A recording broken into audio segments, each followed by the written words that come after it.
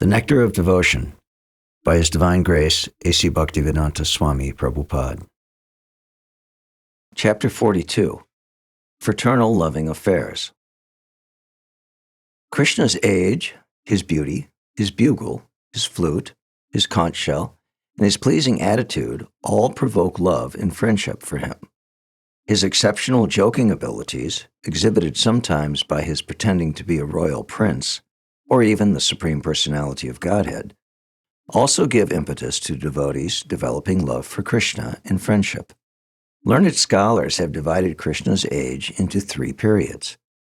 The age up to 5 years is called Kaumara.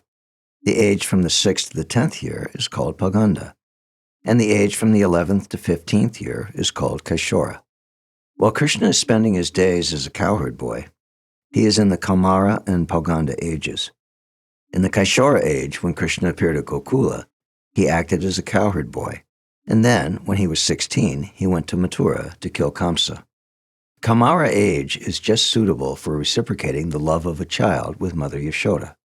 In the 10th canto, 13th chapter, 9th verse of Srimad Bhagavatam, Shukadeva Goswami tells King Parikshit, "My dear king, although Lord Krishna is the supreme enjoyer and the beneficiary of all kinds of sacrificial ceremonies, he still used to eat with his cowherd boyfriends. This is because at that time he accepted the pastimes of an ordinary boy, keeping his flute under his arm and his bugle on the right side of his belt, along with his cane. In his left hand he would hold a lump of rice paste with yogurt, and in his fingers would be Pilu, the king of fruits. When he would thus sit amongst his friends, it would appear that he was the whorl of a lotus flower, and that the friends surrounding him were petals. As they thus enjoyed joking amongst themselves, the denizens of heaven would become struck with wonder and would only stare at the scene." Krishna's Pauganda age can be further divided into 3 periods, namely the beginning, middle, and end. In the beginning of the Pauganda age, there is a very nice reddish luster on his lips. His abdomen is very thin, and on his neck are circles like those on a conch shell. Sometimes some outside visitors would return to Vrindavan to see Krishna and, upon seeing him again, would exclaim, "My dear Mukunda, your beauty is gradually increasing, just like the leaf on a banyan tree. My dear lotus-eyed one, your neck is gradually manifesting circles like the conch shell. And in the shining moonlight, your teeth and cheeks are competing with the Padmaraga jewels in their beautiful arrangement. I am sure that your beautiful bodily development is now giving much pleasure to your friends." At this age, Krishna was garlanded with various kinds of flowers. He used to put on a silk dress colored with various kinds of dye. Such beautiful decorations are considered cosmetics for Krishna. Krishna would wear this dress when he used to go into the forest to tend the cows. Sometimes he would wrestle there with his different friends, and sometimes they would dance all together in the forest. These are some of the specific activities of the Pauganda age. The cowherd friends of Krishna were so happy in his company that they expressed their transcendental feelings within themselves thus: "Dear Krishna, you are always busy tending the cows which are scattered all over beautiful Vrindavan. You have a beautiful garland, a small conch shell, a peacock feather on your turban, yellow-colored silk cloth, decorations of Karnikara flowers on your ears, and a Malika flower garland on your chest. Appearing so beautiful, when you pretend, just like an actor, to be fighting with us, you give us unlimited transcendental bliss." When Krishna is more grown up, in the middle age of Pauganda, his nails become finely sharp, and his chubby cheeks become lustrous and round. On the 2 sides of his waist, above his belt, there are 3 distinct lines of folded skin, called tribali. The cowherd boyfriends of Krishna felt very proud of their association with him. At that time, the tip of his nose defeated the beauty of sesame flowers, the luster of his cheeks defeated the glow of pearls, and the 2 sides of his body were exquisitely beautiful. In this age, Krishna wore a silk dress that glittered like lightning. His head was decorated with a silk turban covered with gold lace, and in his hand he carried a stick about 56 inches long. Seeing this exquisitely beautiful dress of Krishna, one devotee addressed his friend in this manner: My dear friend, just look at Krishna. See how he is carrying in his hand a stick which is bound up and down with golden rings, how his turban with golden lace is showing such a beautiful luster, and how his dress is giving his friends the highest transcendental pleasure. At the end of Krishna's Pauganda age, Krishna's hair sometimes hangs down to his hips, and sometimes it becomes scattered. In this age, his two shoulders become higher and broader, and his face is always decorated with marks of tilak. When his beautiful hair scatters over his shoulders, it appears to be a goddess of fortune embracing him, and this embracing is highly relished by his friends. Subal once addressed him in this way: "My dear Keshava, your round turban, the lotus flower in your hand, the vertical marks of tilak on your forehead, your kumkum-flavored musk, and all of your beautiful bodily features are defeating me today, although I am usually stronger than you or any of our friends. Since this is so, I do not know how these features of your body can fail to defeat the pride of all the young girls of Vrindavan. When I am so defeated by this beauty, what chance is there for those who are naturally very simple and flexible?" At this age, Krishna took pleasure in whispering into the ears of his friends, and the subject of his talks was the beauty of the gopis, who were just tarrying before them. Subal once addressed Krishna thus: "My dear Krishna, you are very cunning. You can understand the thoughts of others. Therefore, I am whispering within your ear that all these 5 gopis, who are most beautiful, have been attracted by your dress. And I believe that Cupid has entrusted them with the responsibility of conquering you." In other words, the beauty of the gopis was capable of conquering Krishna, although Krishna is the conqueror of all universes. The symptoms of the Kaishora age are already described, and it is at this age that devotees generally most appreciate Krishna. Krishna with Radharani is worshipped as Kishora Kishori. Krishna does not increase his age, that although he is the oldest personality and has innumerable different forms, his original form is always youthful. In the pictures of Krishna on the battlefield of Kurukshetra, we can see that he is youthful, although at that time he was old enough to have sons, grandsons, and great-grandsons. The cowherd boyfriends of Krishna once said, "Dear Krishna, you need not decorate your body with so many ornaments. Your transcendental features are themselves so beautiful that you do not require any ornamentation." At this age, whenever Krishna begins to vibrate his flute early in the morning, all of his friends immediately get up from bed just to join him in going to the pasturing grounds. One of the friends once said, "My dear cowherd friends, the sound of Krishna's flute from above Govardhan Hill is telling us that we need not go to search him out on the bank of the Yamuna." Parvati, the wife of Lord Shiva, told her husband, "My dear Panchamukha, 5-faced, just look at the Pandavas. After hearing the sound of Krishna's conch shell known as Panchajanya, they have regained their strength and are just like lions." At this age, Krishna once dressed himself up exactly like Radharani, just to create fun among his friends. He put on golden earrings, and because he was blackish, he smeared the pulp of kumkum all over his body in order to become as fair as she. By seeing this dress, Krishna's friend Subal became very astonished. Krishna sometimes played with his intimate friends by engaging in fighting or wrestling with their arms, sometimes by playing ball, sometimes by playing chess, sometimes by carrying one another on the shoulders, and sometimes by exhibiting their expertness at whirling logs. And the cowherd friends used to please Krishna by sitting together with him on coaches or on swings, by lying together on their beds, by joking together, and by swimming in the pool. All these activities are called anubhava. Whenever all the friends would assemble in the company of Krishna, they would immediately engage in all these functions, especially in dancing together. Regarding their wrestling, one friend once asked Krishna, "My dear friend, O killer of the Aga demon, you are very proudly wandering among your friends, trying to exhibit your arms as very strong. Is it that you are envious of me? I know that you cannot defeat me in wrestling, and I also know that you were sitting idly for a long time because you were hopeless of defeating me." All the friends were very daring and would risk any difficulty because they were confident that Krishna would help them to be victorious in all adventures. They used to sit together and advise one another what to do, sometimes inducing one another to be engaged in welfare work. Sometimes they would offer betel nuts to one another, decorate one another's faces with tilak, or smear pulp of chandan on one another's bodies. Sometimes, for the sake of amusement, they used to decorate their faces in strange ways.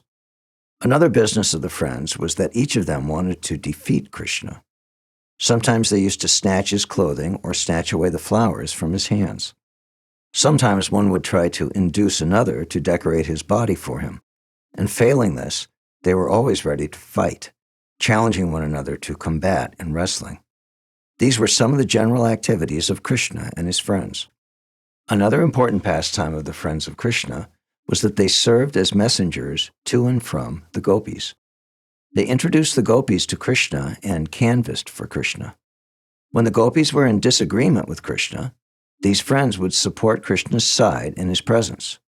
But when Krishna was not present, they would support the side of the gopis. In this way, sometimes supporting one side, sometimes the other, they would talk very privately, with much whispering in the ears, although none of the business was very serious. The servants of Krishna were sometimes engaged in collecting flowers, decorating his body with valuable ornaments and trinkets, dancing before him, singing, helping him herd the cows, massaging his body, preparing flower garlands, and sometimes fanning his body. These were some of the primary duties of the servants of Krishna. The friends and servants of Krishna were combined together in serving him, and all of their activities are known as Anubhava. When Krishna came out from the Yamuna after chastising the Kalyanaga, Sridham wanted to embrace him first, but he could not raise his arms because of his great feeling of respect. When Krishna used to play on his flute, the vibration appeared just like the roaring of clouds in the sky during the constellation of Swati. According to Vedic astronomical calculation, if there is rain during the constellation of the Swati star, any rain falling on the sea will produce pearls, and rain falling on a serpent will produce jewels. Similarly, when Krishna's flute roared like a thundercloud under the Swati constellation, the resulting perspiration on Sridham's body appeared to be just like pearls. When Krishna and Subal were embracing one another, Srimati Radharani became a little envious, and hiding her hot temperament, she said, "My dear Subal, you are very fortunate because even in the presence of superiors, you and Krishna have no hesitation in putting your arms on each other's shoulders. I think it must be admitted that in your previous lives, you have succeeded in many kinds of austerities." The idea is that although Radharani was accustomed to put her arms on Krishna's shoulders, it was not possible for her to do such a thing in the presence of her superiors, whereas Subal could do so freely. Radharani therefore praised his good fortune. When Krishna entered the lake of Kaliya, his intimate friends became so perturbed that their bodily colors faded, and they all produced horrible gurgling sounds. At that time, all of them fell down on the ground as if they were unconscious. Similarly, when there was a forest fire, all of Krishna's friends neglected their own protection and surrounded Krishna on all sides to protect him from the flames. This behavior of the friends toward Krishna is described by thoughtful poets as vyabhichari. In vyabhichari ecstatic love for Krishna, there is sometimes madness, dexterity, fear, laziness, jubilation, pride, dizziness, meditation, disease, forgetfulness, and humbleness. These are some of the common symptoms in the stage of vyabhichari ecstatic love for Krishna. When there are dealings between Krishna and his friends which are completely devoid of any feelings of respect, and they all treat one another on an equal level, such ecstatic love and friendship is called sthayi. When one is situated in this confidential, friendly relationship with Krishna, one shows symptoms of love such as attraction, affection, affinity, and attachment. An example of sthayi was exhibited when Arjuna told Akrura, "My dear son of Gandhini, please ask Krishna when I shall be able to embrace him in my arms." When there is full knowledge of Krishna's superiority, and yet, in dealings with him on friendly terms, respectfulness is completely absent, that stage is called affection. There is one brilliant example of this affection. When the demigods, headed by Lord Shiva, were offering respectful prayers to Krishna, describing the glorious opulences of the Lord, Arjuna stood before him with his hand on his shoulders and brushed the dust from his peacock feather. When the Pandavas were banished by Duryodhana and forced to live incognito in the forest, no one could trace out where they were staying. At that time, the great sage Narada met Lord Krishna and said, "My dear Mukunda, although you are the Supreme Personality of Godhead, the all-powerful person, by making friendship with you, the Pandavas have become bereft of their legitimate right to the kingdom of the world. And moreover, they are now living in the forest incognito. Sometimes they must work as ordinary laborers in someone else's house. These symptoms appear to be very inauspicious materially, but the beauty is that the Pandavas have not lost their faith and love for you, in spite of all these tribulations. In fact, they are always thinking of you and chanting your name in ecstatic friendship." Another example of acute affection for Krishna is given in the 10th canto, 15th chapter, 15th verse of Srimad Bhagavatam. In the pasturing ground, Krishna felt a little tired and wanted to take rest, so he laid down on the ground. At that time, many cowherd boys assembled there, and with great affection began to sing suitable songs so that Krishna would rest very nicely. There is a nice example of the friendship between Krishna and Arjuna on the battlefield of Kurukshetra. When the fighting was going on, Ashvatthama, the son of Dronacharya, unceremoniously attacked Krishna, although according to the prevailing rules of chivalry, one's chariot driver should never be attacked by the enemy. But Ashvatthama behaved heinously in so many ways that he did not hesitate to attack Krishna's body, although Krishna was acting only as charioteer for Arjuna. When Arjuna saw that Ashvatthama was releasing various kinds of arrows to hurt Krishna, he immediately stood in front of Krishna to intercept all of them. At that time, although Arjuna was being harmed by those arrows, he felt an ecstatic love for Krishna, and the arrows appeared to him like showers of flowers. There is another instance of ecstatic love for Krishna and friendship. Once when a cowherd boy named Brishab was collecting flowers from the forest to prepare a garland to be offered to Krishna, the sun reached its zenith, and although the sunshine was scorching hot, Brishab felt it as the moonshine. That is the way of rendering transcendental loving service to the Lord. When devotees are put into great difficulties, even like the Pandavas as described above, they feel all their miserable conditions as great facilities for serving the Lord. Another instance of Arjuna's friendship with Krishna is described by Narada, who reminded Krishna, "When Arjuna was learning the art of shooting arrows, he could not see you for so many days. But when you arrived there, he stopped all his activities and immediately embraced you."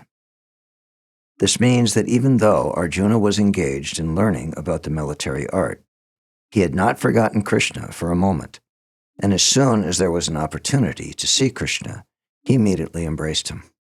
One servant of Krishna named Patri once addressed him like this, "My dear Lord, you protected the cowherd boys from the hunger of the Aghasura demon, and you protected them from the poisonous effects of the Kaliya snake, and you also saved them from the fierce forest fire. But I am suffering from your separation, which is more severe than the hunger of Aghasura, the poison of Lake Kaliya, and the burning of the forest fire. So why should you not protect me from the pangs of separation?"